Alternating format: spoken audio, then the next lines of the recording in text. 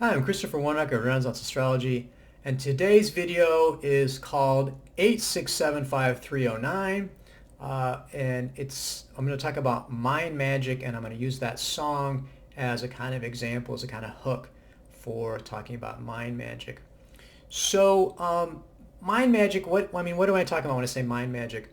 Ioan Coulianu, he was a professor at the University of Chicago Divinity School. He was actually he was Romanian, assassinated by the Securitate.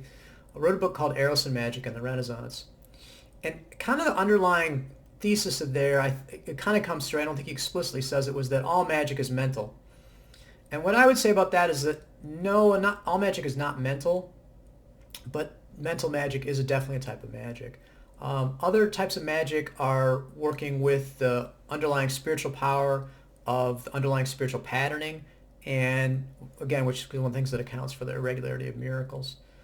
So in Eros and Magic in the Renaissance, it's a very interesting book. You should check it out if you're interested. It doesn't give practical tips, so that's the problem. People are looking for like a do-it-yourself hacks, and it's jumping in with this very philosophical background. But anyhow, Coulianu starts with Numa, which literally means breath, and he is positing it as, and this is coming from traditional sources, it's essentially like an astral body. So it's intermediate between the physical body and the spiritual soul. And Coulianu says Aristotle viewed the stars as being made of Numa. So when we think about a sensation or consciousness, the process that Coulianu describes then with Numa is that the physical sensation, so for example, the light that's coming, that your eyes are perceiving, or sound that your ears are perceiving, or tactile sensations, come from the physical senses, and then they're in a sense translated to the spiritual, to the soul, through images and sounds primarily. I mean, smell is very evocative, and touch, but those are less used in the communication. And so, in a sense, as Aristotle says, a soul understands only through images. And these communications of soul are sequences of images and sounds. So you can think of music as obviously a sequence of sounds. And again, think of music, how immediately evocative and how much it can communicate and how powerful it is. And it's almost like a direct communication, because it's soul to soul. When you're listening to music, that's an immediate way of getting in touch with soul. And like I said, a two-way communication between and you think about it, if you talk about the physical sensations, like I said, being communicated to the soul then communicates through dreams with the conscious mind. Because what we think of as the conscious mind is not the soul. So if we think about this, I mean, there's an internal process that's going on. There's also, like I was saying, with music, you can directly communicate with the soul through images and sounds. And that can be used in lots of different ways. And that's really the essence of this mental magic. So Coulianu says magic has not disappeared in the modern world. We think of ourselves as being scientific and rational, and there's no more real magic. He says no. Instead, he said the magicians have simply been camouflaged in sober and legal guises. He said nowadays the magician busies himself with public relations, propaganda, market research, sociological surveys, publicity, information, counter-information and misinformation, censorship, espionage, and cryptography. So these are the focuses of modern magic, and in fact it's out of control. So the reality is, rather than living in this scientific rational world, and there's actually more magic going on now than there was in the Renaissance and the Middle Ages, partly due to the technology changes.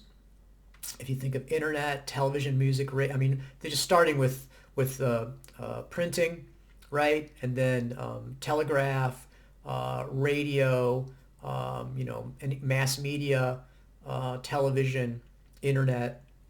It's just this incredible onrush of technology, all providing, like I said, these images at first, and now sounds and images.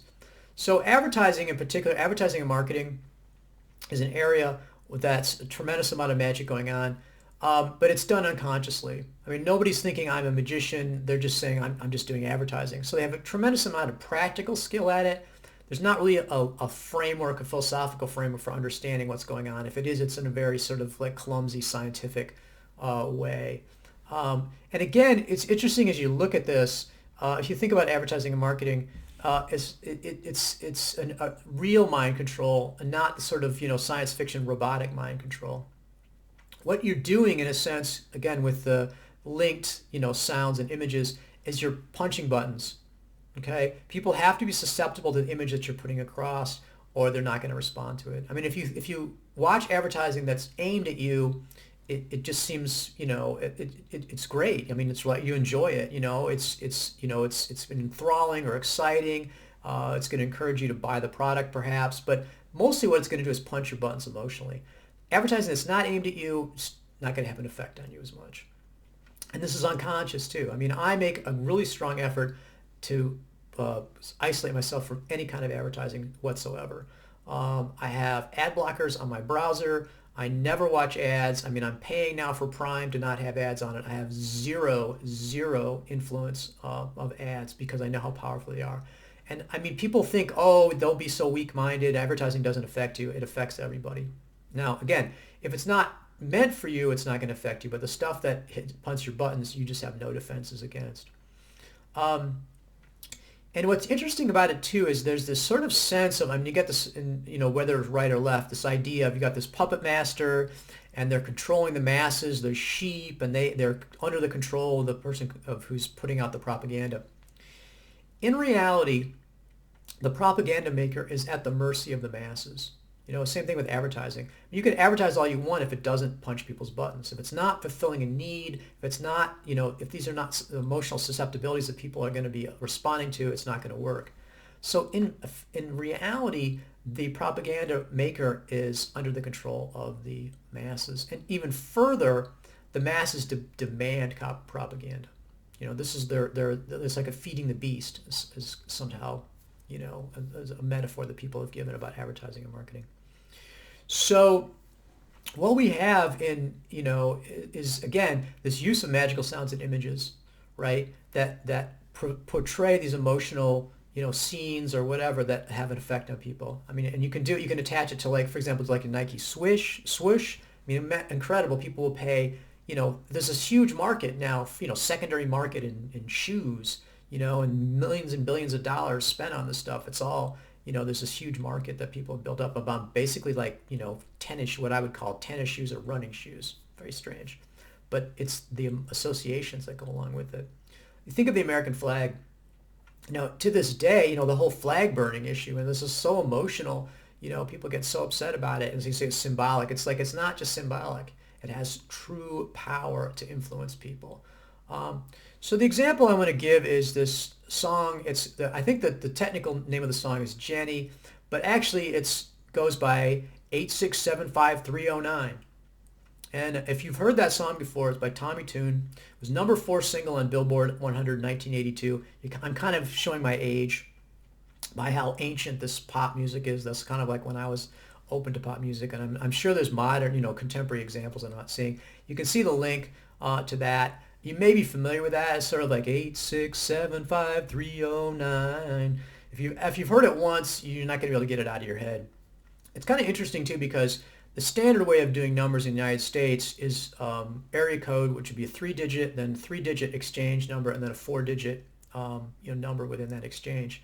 And so you typically do 8675309, which has that intonation, makes it sound like a phone number, like a call before midnight tonight kind of situation. But 8675309, again, out of sequence for the normal way you'd say a phone number, is much catchier. And so, again, if you were listening to pop music in 1982, it would be in your head. And I think still to this day that, that's, it's incredible. Like I said, it's what's called an earworm. It captures your attention. And, certainly when they wrote the song, that's what they wanted to do. I mean, they wanted a hit. They wanted to stick in your head. And they weren't writing as advertising. What's interesting about this song is that, and again, you can look at the Wikipedia article. I've got a link there. That song to this day causes a massive amount of calls to that particular number. Now, it's interesting because it's typical in movies or television, media or whatever. if you're going to do a phone number, they use the exchange 555 because 555 is not a working exchange in most area codes in the United States. Because this 8675309, what happened with that song became popular, and like I said, to this day, is that massive numbers of people call that number. And it's really encourages a huge amount of mostly prank calls, but a huge volume of calls. And like I said, check out that Wikipedia article as far as the different people. People have tried to buy the number, which you're not really supposed to do, but you can have a business associated with it. You can sell that. People have tried to use it for marketing purposes and then gotten overwhelmed with the volume of calls. Very interesting. So it's that, again, you can see, again, if you listen to the song, you can see how catchy it is, how much it sticks in your head. But there's also this magical kind of almost command to then call that number with a significant number of people. Not everybody, obviously, but a significant number of people. So, let's just think about this from a magical standpoint. What's really going on here? First, again, the song itself is very frenetic and catchy. Like I said, it's encoded in the rhythm is a little bit different. So it's a much more rhythmic way of saying those numbers than the normal, how you would say a phone number. The rhythm in the song is very captivating. And certainly it's extremely easy to remember that number. Now, there's no question about that. It's like, and it's fun too. What's I find really interesting about it is that when you think of that, you hear the music and you hear the song. So it's become part of your long-term auditory memory. And again, if you think of that, you're going to hear that, 8675309. That's what you're going to hear. That's what the sensation is. So the other thing that's interesting about that song, I think, is it's a little bit salacious. I mean, you're calling up a girl from a number on a bathroom door, a bathroom wall. So this is sort of a covert invocation of sort of sexual and transgressive erotic scenarios and things like that. And then you kind of put that in with the music, and you got the rhythmic song. I mean, it's all kind of like, there's a sexual, and sex is a good, the sex is always, sex sells, they say. So that's a good hook as well. What's interesting, like I said, about this is it's hard to monetize this advertising. Again, you got an uncontrolled amount of volume of calls, just out of control, lots of prank calls. And like I said, this is fitting with this reality of mental magic. And again, not robotic mind control, not being able to tell people exactly what to do, but using these images and sounds to punch the buttons of the susceptible people. And so of the, 1,000 people that think it's catchy, you've got, 20 people that they call up the number, or 10 or whatever it is, percentage of it. It really sells those people. So this union of sound and image is the basis of Renaissance mind and mass magic. Giordano Bruno is really the key Renaissance figure for this, and Coulianu discusses him. And Bruno talks about the Venator Animarum, the hunter of souls.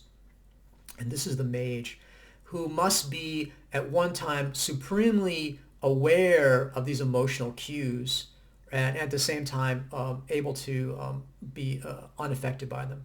Able to put the lures out, to form these vincula, which are called bonds, again composed of sound and images, and to create these reactions. So it's interesting. It's like the philosophy here that's being laid out, and like I said, particularly in Bruno, it predates the technological ability to do it. But now we're living in an age where we have incredible exposure to sounds and images. And sounds and images have really, in a sense, taken over and, fill our consciousness. I mean, everyone walking around looking at their phone is under the control of that, in a sense, they're not say earworms, but mind worms. What I want to bring to this is sort of additional level of it. There's still this sense of, that the the Numa is individualized, right? That it's limited by the body in a sense, that it's not, I mean, there's some external parts of it, but there's a connection there that's going on at most. What I would say that we're not really dealing with individuals. Ultimately, we think of ourselves as individual, but we're not. And the whole mass magic is an excellent example here. I mean, what's happening is that people are being possessed by collective ideas, by archetypes, by angels manifesting through collective consciousness. And so, and it's more than just I as an individual have been, affected by these. I as an individual don't even exist. And it's basically these collective, it's the unified consciousness with these different sources. And an individual is only being seen from a particular perspective. That's the only way it's individual. Otherwise, really, we're talking about collective. And so there's also this sense of this almost Gnostic sense of the being under the spell of the archons, and they who are connected to these individual sounds and images, to these underlying sort of patternings, the archetypes, the memes, heuristics. How can I get what I want? And then we've fallen into this unconscious thrall of memes, images, and sounds, and of these benefic and malefic intelligences and demons. Ultimately, what we're dealing with here is not an individual consciousness, but unified consciousness. And the play of these underlying patternings and archetypes. And again, you can, like I said, you can think of them as an archetype, and that's more acceptable. Modern people, you could think of it as an angel or a demon, like I said, if you're thinking a more traditional view. And they have this existence in consciousness. Really, again, this realm, when we see the good and evil, and we can, again, there's this level where everything is expressing itself as a duality of this war of good and evil. But figuring out who's good and who's evil is incredibly mixed and difficult in practice. It's so tied in together, and this idea that, the archons then really is this divided reality. We do see that where we're stuck in duality and we're not seeing the unity of that really exists. So I think what's ultimately interesting about this is that the speech and action of consciousness is effective. And the Quran repeatedly says, a noble Quran, Allah says be, and all Allah has to do is say be, and it is. So ultimately, to change consciousness is to change reality. And what we're experiencing as individual consciousness is simply unified consciousness from a particular perspective. And so this mind magic, is showing this unity of consciousness at the same time as it's showing that we're under the thrall of duality, that we're attaching onto these individual contents, either for good or for evil. And we're manifesting that duality instead of manifesting the unity. But the ultimate mechanism for all this to work is consciousness. And really, when you think about magic, the idea of doing a ritual, of carrying out these various actions, of doing invocations, what really those are addressed to is consciousness itself. And when we take these certain actions, they're effective if we do it properly, if we know what we're doing. As I said, changing consciousness is to change reality. So I hope you find that interesting. It's kind of fun to jump off from this, like I said, this pop song that we all, like I said, and what is it about it that's, catchy? And what is actually happening with that, like I said, when we're hearing that song, when it's getting stuck in an earworm, and then all this, people making the calls. So the underlying mechanism, like I said, is this unified consciousness. So I hope you find that interesting. I have, mind magic has been an area that's been of great interest to me. It's a great practical use individually, and it's also very important to understand the society that we're in right now, because we're absolutely awash in magic. And again, ultimately, I think it's important to recognize the power for yourself. And again, that's why I completely isolate myself from any kind of advertising, because I don't want to have that stuff in my head. I'd rather have a little more control, or at least have more positive stuff, the outside stuff I'm dealing with, what seems to be outside to me. So again, hope you like that video and find it interesting. Listen to the song if you haven't already, and see the effects for yourself.